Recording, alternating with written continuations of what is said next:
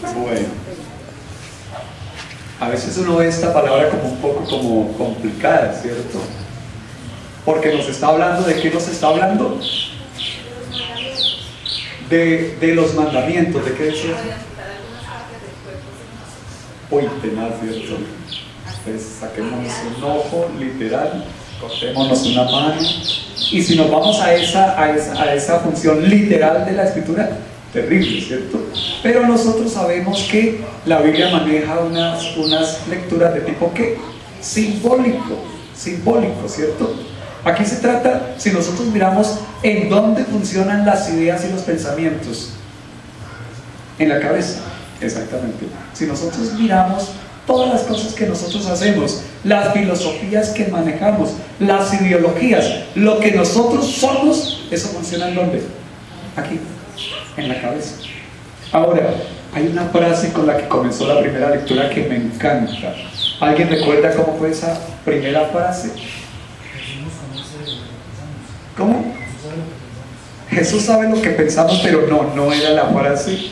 A ver, ¿quién me quiere decir? ¿Alguien le prestó atención cómo comenzaba esa primera lectura? De la obediencia hacen mucha relación, y de hecho todas las lecturas hacen relación con lo de la obediencia. Somos conocedores del bien y del mal, ¿y cuál es nuestra responsabilidad? Escoger tal cual, y de la justicia. Pero entonces comienza, y ahí nos muestra que Dios es caballero, ¿cierto? Que no obliga absolutamente ¿a quién? A nadie. Y por eso acá en el libro del Eclesiástico, ¿qué nos dice en esa primera lectura? Si quieres. Así comienza, ¿cierto? Si quieres, ¿cierto? Si quieres puede acceder ¿a qué? A la sabiduría que procede ¿de quién? De Dios. Si tú quieres, conociendo el bien y conociendo el mal, puedes escoger entre lo bueno y lo malo, si quieres. Si nosotros miramos, todavía sigue siendo vigente lo que Dios le dio a Adán y Eva en el paraíso, ¿cierto?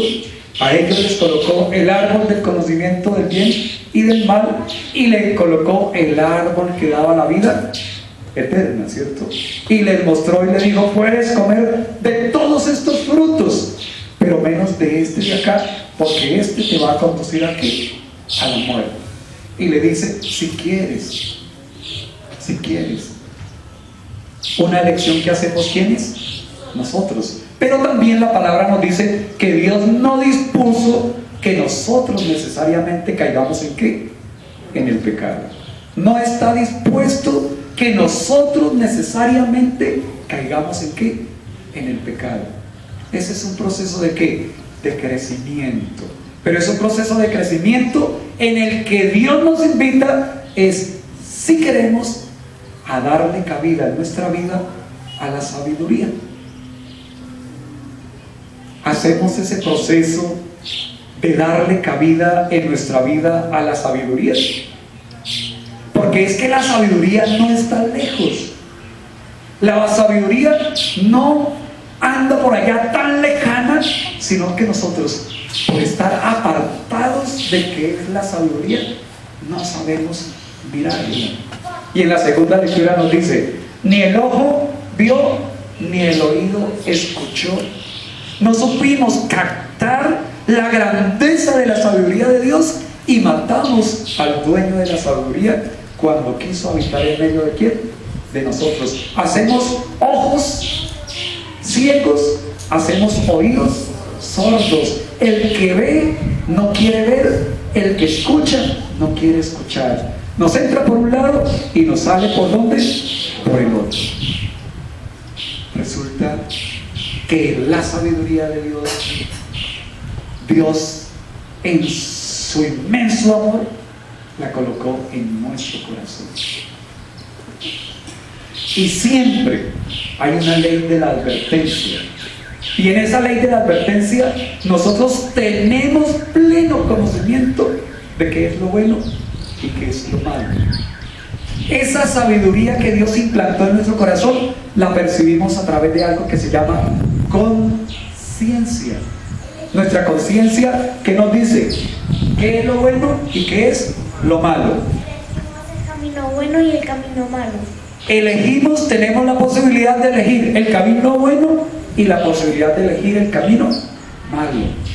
Cierto que nosotros sabemos y nuestro corazón nos dice cuando no estamos haciendo lo correcto. Siempre. Esa ley de la advertencia, exactamente cuando hacemos cosas que no son, robamos. Sí. Exactamente, sí. Ya casi sí es. Hemos ido dejando cositas, exactamente. El camino estrecho y el camino ancho. ¿Cuál escoges? ¿Cierto?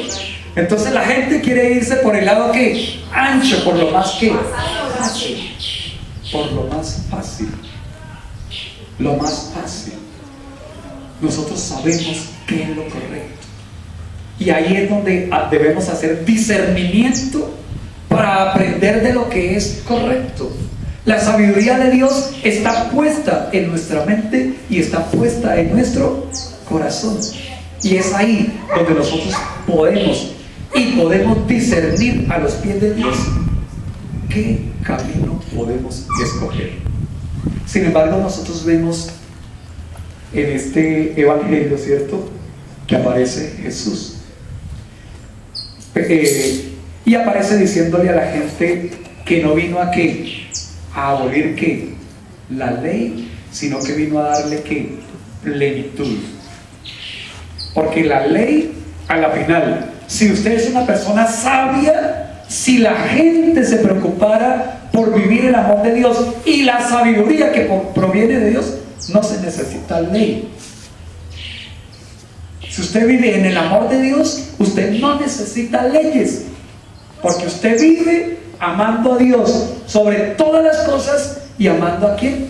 Al prójimo como a uno mismo. ¿Qué más ley necesitamos? Esas dos abarcan todas las demás. No necesitamos más leyes. Si nosotros vivimos el amor de Dios, no, las otras leyes que nos dan por ahí son añadiduras, porque siempre estaremos haciendo lo que es correcto. ¿A los ojos de quién? De Dios. Y a los ojos, en el amor de Dios, a los ojos de nuestros hermanos. Pero hay un requisito para vivir esa sabiduría y ese amor de Dios y la ley de Dios. Y el principal requisito es amar. Por eso varios de las personas que reflexionaban en torno a nuestras relaciones con Dios, relacionaban y ven la plenitud de todas las cosas si nosotros somos capaces de ¿qué? De amar. Por eso nos decía uno de nuestros padres que reflexionaba en torno al amor, decía: ama y haz lo que quieras. Ama y haz lo que quieras. Porque cuando uno ama, uno busca el bien de quién? De la otra persona. Porque cuando uno ama, cuida a la otra persona. Porque cuando uno ama, quiere lo mejor de la otra persona. Y en las lecturas aquí nosotros vemos cómo San Pablo nos dice que si nosotros vivimos y nosotros hacemos que esa realidad de la sabiduría de Dios se realice en nuestra vida, ¿qué hacemos? Perfeccionarnos. Porque el amor lo que hace en nosotros es perfeccionarnos. Y el Evangelio culmina con una frase que, ¿cómo decir? A ustedes les corresponde solamente saber decir qué. ¿Alguien recuerda? Que a nosotros nos corresponde decir sí o no. ¿En qué nos corresponde decir sí o no? En el cumplimiento de la ley de Dios, ¿cierto? Si nosotros descubrimos que la ley de Dios está dada por el inmenso amor que Dios me tiene para perfeccionarme en el amor de Dios, ¿a mí qué me corresponde? Decir sí o no. ¿Sí a qué? A las cosas que buenas, a lo que es correcto, a lo que es agradable a los ojos de quién? De Dios. Y decirle no al pecado, a la injusticia, al odio, a la corrupción, a todas esas cosas que perjudican nuestra vida y que perjudican nuestra sociedad. Ahora, si nosotros, por ejemplo, miramos, Dios establece con el pueblo una relación muy especial. Esa relación muy especial la establece porque Dios nos tiene como sus hijos amados, nos tiene como sus hijos predilectos y quiere formar para sí un pueblo, ¿cierto? Y elige al pueblo de Israel para ser su pueblo y establece con ese pueblo de Israel un pacto. Ese pacto se conoce con el nombre de la Shema.